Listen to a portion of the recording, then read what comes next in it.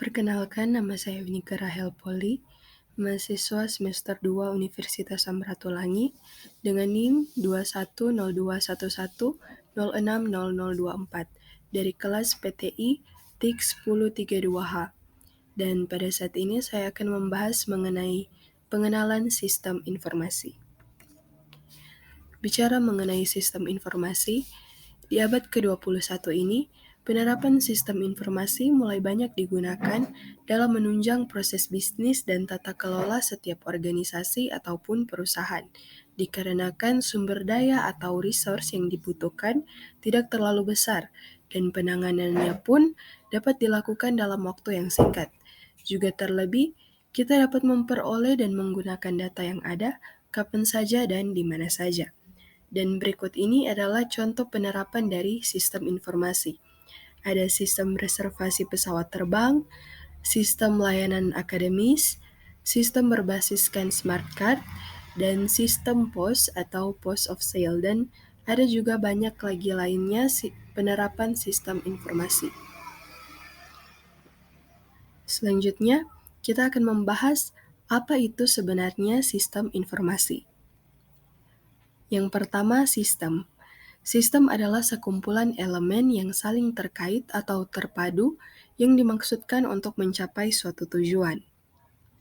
Dan informasi menurut Davis pada tahun 1999 adalah data yang telah diolah menjadi sebuah bentuk yang berarti bagi penerimanya dan bermanfaat dalam pengambilan keputusan saat ini ataupun saat mendatang.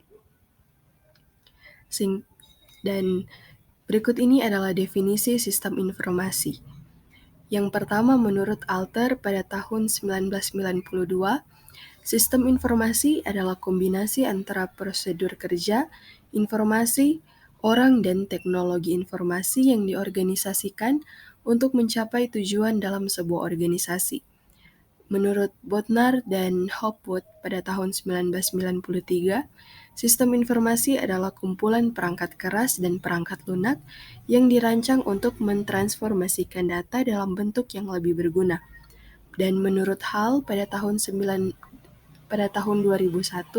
sistem informasi adalah sebuah rangkaian prosedur formal di mana data dikelompokkan, diproses menjadi informasi, dan didistribusikan kepada pemakai. Dan singkatnya, sistem informasi adalah sistem yang mempunyai kemampuan untuk mengelola ataupun memproses data menjadi informasi. Data dapat berupa huruf, angka, teks, ataupun gambar-gambar, sementara proses dapat berupa teknologi ataupun sumber daya dan sebagainya. Dan informasi dapat berupa laporan-laporan dan ada juga yang berfungsi untuk memberikan rekomendasi sebagai acuan dalam pengambilan suatu keputusan tertentu.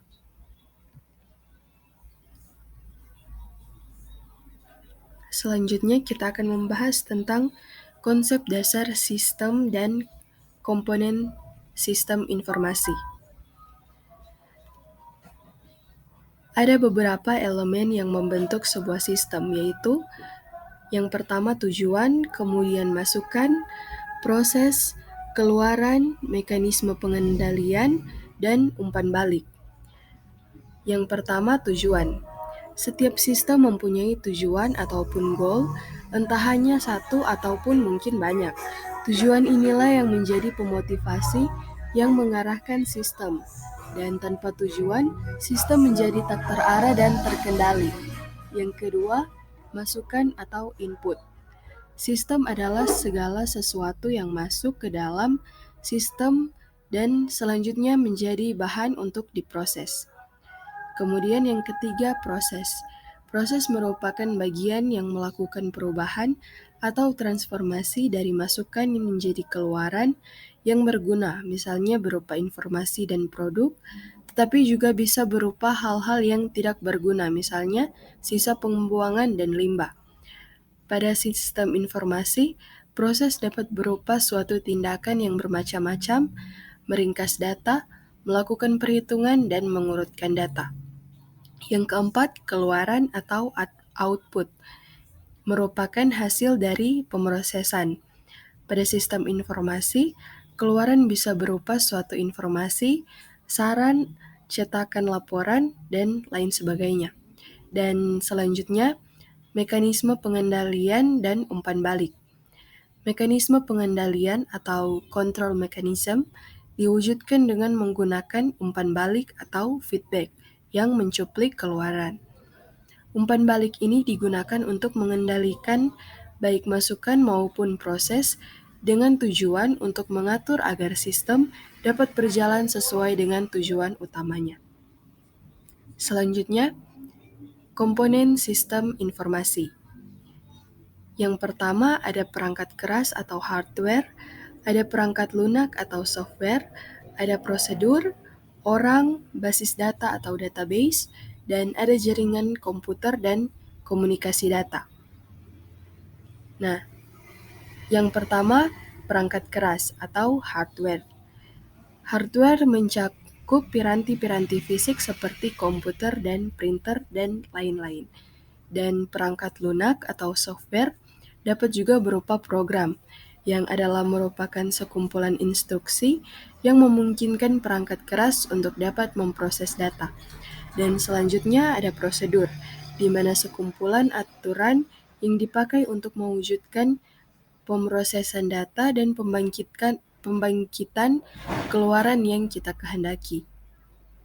Dan selanjutnya orang, yaitu semua pihak yang bertanggung jawab dalam pengembangan sistem informasi, pemrosesan, dan penggunaan keluaran sistem informasi. Selanjutnya ada basis data atau database, yaitu sekumpulan tabel atau sekumpulan basis data yang berhubungan dan berkaitan dengan penyimpanan data. Dan ada jaringan komputer dan komunikasi data, yaitu sistem penghubung yang memungkinkan sesumber atau resource dipakai secara bersamaan atau diakses oleh sejumlah pemakai. Dan pembahasan selanjutnya yaitu arsitektur informasi.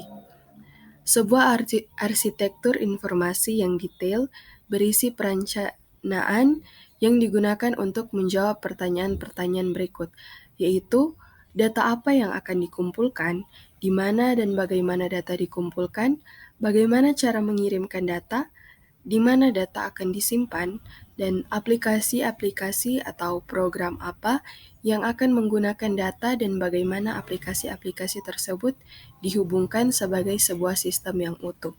Ini adalah definisi arsitektur informasi menurut Alter pada tahun 1992. Dan